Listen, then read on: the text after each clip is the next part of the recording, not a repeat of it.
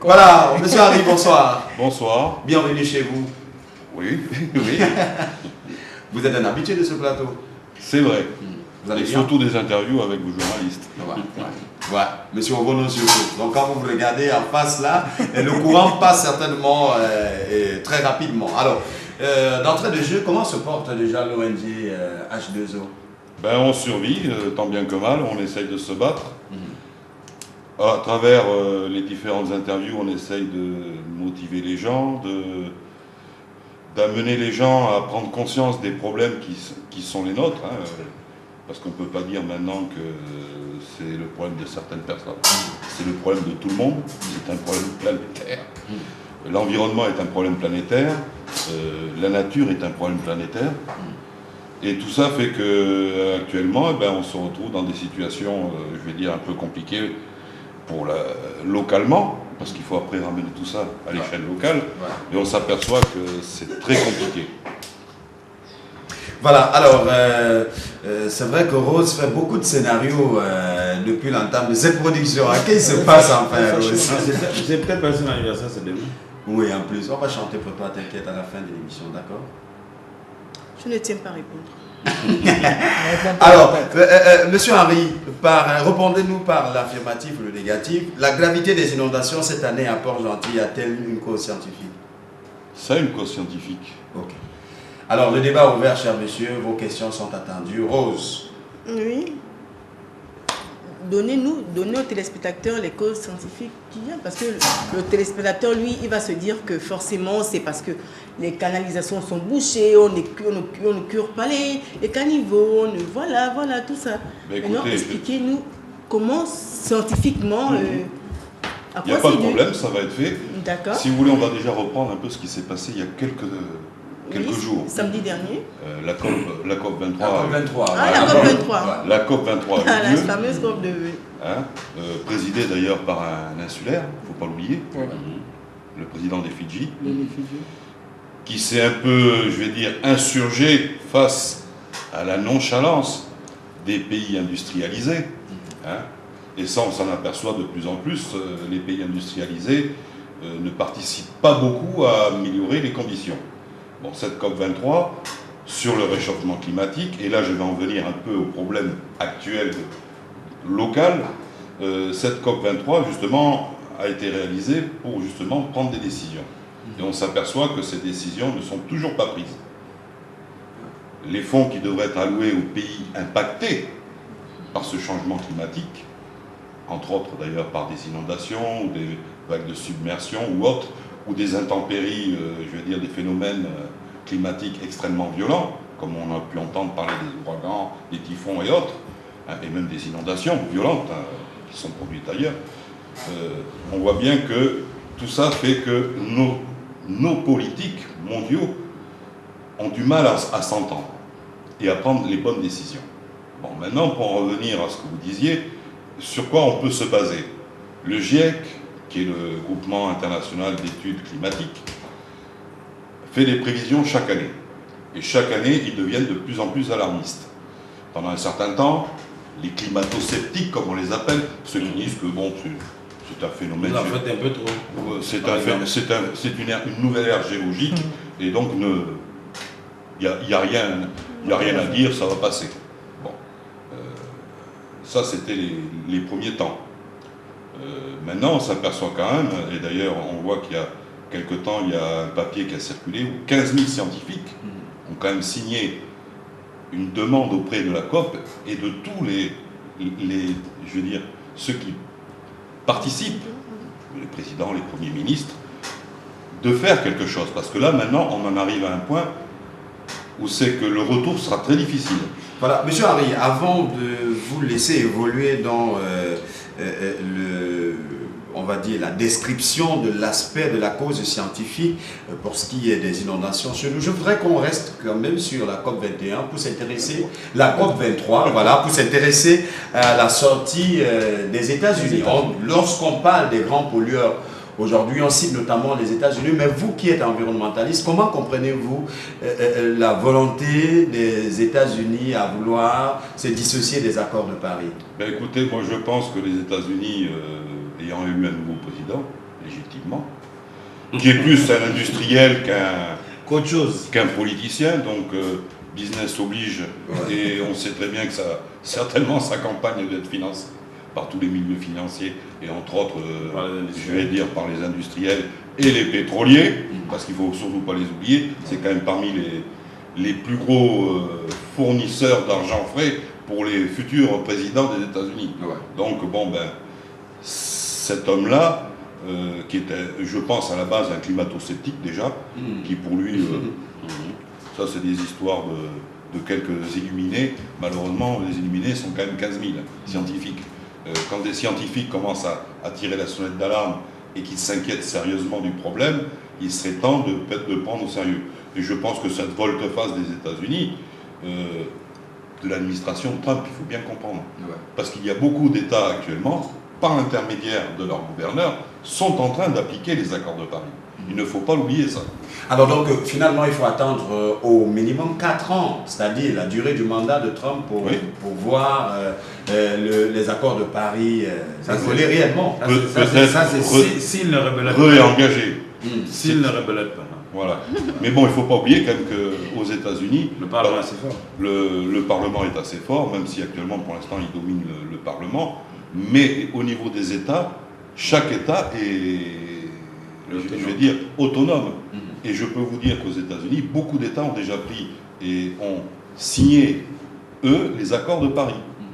Même si leur administration ne leur reconnaît pas. Mais là encore, c'est parce qu'aux États-Unis, ils sont très légalistes. Voilà. Et donc, ces États-là, quand ils signent ces différents accords de Paris, c'est par rapport à la loi. Et c'est là où ils savent que politiquement, Trump ne peut pas les emmerder, par exemple. Mais au niveau de la ville, par exemple, de Port-Gentil, on voit aussi, c'est vrai qu'il y a l'aspect scientifique. Mais est-ce que socialement, en termes de politique locale, ces inondations ne peuvent pas s'expliquer? Ben, vous savez, je vais d'abord partir de la généralité. Changement climatique. Ouais. Fonte des glaciers et des Augmentation de la masse deux de l'eau. pôles de la Terre. Augmentation donc de la masse de l'eau. Réchauffement veut dire aussi dilatation de l'eau, parce que l'eau se dilate. Vous savez comme moi, quand on fait chauffer de l'eau, la vapeur d'eau, donc elle se dilate, donc elle augmente. Ouais.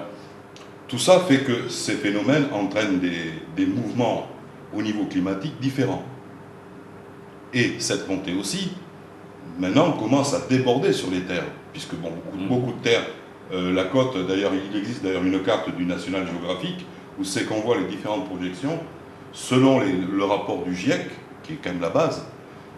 Si on ne fait rien, voilà ce qui va se produire, 2025, 2050, et on voit qu'en 2025 déjà, beaucoup d'îles, beaucoup de lieux insulaires, beaucoup de côtes vont être impactés par la montée des eaux. D'ailleurs, on le voit un peu partout dans le monde. C'est pas, je veux dire, c'est pas une illusion, ni de la part des journalistes, ni de la part de M. Auguste, ni d'autres personnes. C'est la réalité. Bon, localement, il faut bien se dire que, bon, nous, on est déjà au niveau de la mer, donc déjà, évidemment, on est impacté par ça. Mais il y a des phénomènes aggravants. Ces phénomènes aggravants sont, on en a parlé d'ailleurs plusieurs fois, les caniveaux, qui sont mal récurés, mais on ne peut pas toujours imputer, je vais dire, les causes uniquement à la mairie. Il y a aussi le fait de l'incivilité des individus, car nous sommes tous responsables. Il faut bien comprendre que nous sommes des citoyens, et il faut qu'on devienne des citoyens responsables, voire des éco-citoyens. Et ça, c'est par la sensibilisation, ce que l'on a essayé de faire. Non, mais là, vous vous adressez à quelqu'un bien étiqué. Voilà. Estra est au courant, lors des différentes interviews qu'il a pu faire de moi, j'ai toujours essayé de dire il faut sensibiliser les gens. Je pense que la jeunesse est peut-être plus sensible que les gens de mon âge, hein, parce qu'il faut prendre aussi les générations, parce qu'eux sont en contact avec le monde et voient ce qui se passe ailleurs et se disent bon, on peut pas continuer comme ça. Parce que quand on récure les caniveaux, qu'est-ce qu'on trouve? Des sachets plastiques, des bidons, des mégots de cigarettes. Par exemple. Des tas de choses. Ouais. Des restes de repas, des assiettes, des papiers, de tout ça. Et tout ça fait que, évidemment, de la ferraille. De la ferraille et même des vélos et autres choses. Bon, des caddies et autres. Bon, mais tout ça, c'est quand même des incivilités aussi. La mairie ne peut pas tout faire non plus. C'est vrai que quand je dis qu'on est sommes tous responsables, il y a une part de responsabilité du citoyen, mais il y a aussi une part de responsabilité de la mairie, qui doit sensibiliser et faire tout ce qu'il faut pour que les caniveaux soient nickel. On n'attend pas la saison des pluies pour les récurer. Ça, c'est en saison sèche qu'il faut le faire déjà. Et après, avoir une gestion des déchets, parce que le plus gros problème de nos déchets, du bouchage des caniveaux, c'est quand même, en majorité, des plastiques. Les plastiques, il faudrait arriver à les abolir, passer à du biodégradable ou à des poches comme d'autres pays l'ont fait. Le Rwanda, le Kenya, il y en a tant d'autres qui ont interdit le plastique. Mais ce n'est pas la seule cause. Alors, mais chez nous, par exemple, c'est interdit, mais l'applicabilité demeure une préoccupation. Que font des organismes non gouvernementaux comme le vôtre, par exemple? Écoutez, nous, on a failli réussir quelque chose à l'époque du maire Djambé, mais malheureusement, il a quitté son poste. On avait commencé à faire passer un arrêté municipal qui obligeait les commerçants à passer au biodégradable, mais au vrai biodégradable. Car ce que l'on a ici, ce n'est pas du biodégradable. Et je l'affirme et je l'atteste. Si les gens qui font les sacs actuellement demandent un certificat de biodégradabilité, il y a 3 ou 4 laboratoires dans le monde qui font cette étude. Ils ne l'auront jamais. Est-ce que vous dites grave? Mais c'est la vérité. Mais c'est la vérité, c'est pas d'aujourd'hui que je le dis. J'ai toujours signalé. Mais c'est comme ça. Bon, à la limite, j'ai dit, au lieu de passer à ces oxo-dégradables, d'ailleurs, dégradable est un terme, je vais dire, très, très dangereux parce que ce n'est pas dégradable du tout. En définitive, ils sont sécables. Ça veut dire que par la température, la chaleur ou autre, ou l'humidité, c'est ça que se désagrège. Ils se désagrègent en microparticules. Ces microparticules, on les respire. À la limite, il aurait mieux valu plutôt rester aux anciens. Ça aurait été mieux parce que cela, au moins, on peut toujours les ramasser. En ayant une gestion des déchets, on peut toujours les ramasser. Cela, malheureusement, au bout de 6, 8 mois ou 10 mois, ils sont dispersés. Donc on est parti de la protection de l'environnement pour s'exposer à la destruction même de l'organisme. Bah oui, mais de toute façon, l'environnement, c'est notre santé. L'environnement, si on n'en prend pas soin, c'est notre santé. Et pour revenir au sujet qui nous intéresse quand même, ce qui concerne les caniveaux, je viens de l'exposer. Mais il y a d'autres phénomènes qui aggravent tout ça. Les constructions le long de la côte. Le prélèvement de sable. Que ce soit sur la terre, comme dans la mer.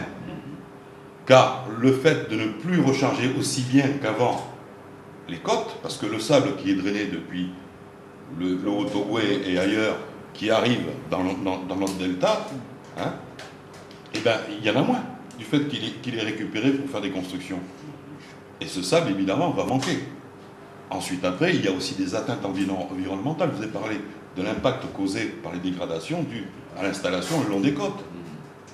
Ensuite, après, les différents projets. Vous avez eu l'abattage de toute une zone de palétuviers. Ça, cette zone de palétuviers protégeait la ville de Port-Gentil aussi. Est-ce que c'est ce qui peut expliquer, par exemple, les inondations au niveau de la zone de Sogara? Oui, en partie.